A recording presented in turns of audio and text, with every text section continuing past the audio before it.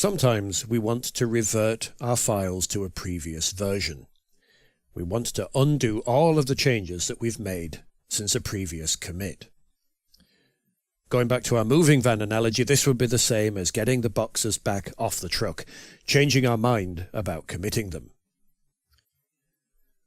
When we look at our Git log, as we did in our previous video, we can see that we have various pieces of information, and the important one that we want to focus on here is the commit SHA.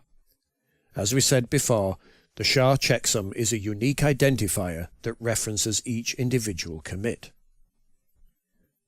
With this information, we can do what's called a reset that resets our repositories to an earlier commit. To do this, we use the git reset command. So git space reset space --hard, and then I put in a code number. Now what I'm actually doing here is putting in the first 6 digits of the commit SHA that I want to revert to. If we have a look here, we can see that these 6 digits correspond with the first 6 digits of the add song lyrics commit. That's the one that I want to go back to. So if I run this, we'll see that the head has been reset to add song lyrics. And when I have a look at my story.txt file, Cloud9 tells me it's been changed on the disk. When I reload it, you can see that the last line of text vanishes. The file has been reverted to a previous version. As far as Git's concerned, this is not a change to the file.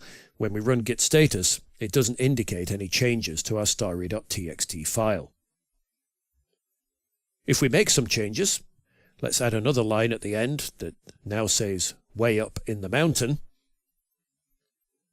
Then we'll save it. And when we do a git status, now we can see that the file has been modified.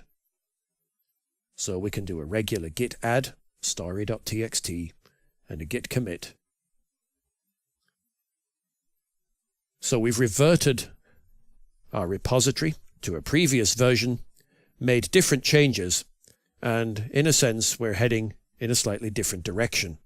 So the git reset command is a fantastic way for resetting accidental commits and reverting files back to previous versions.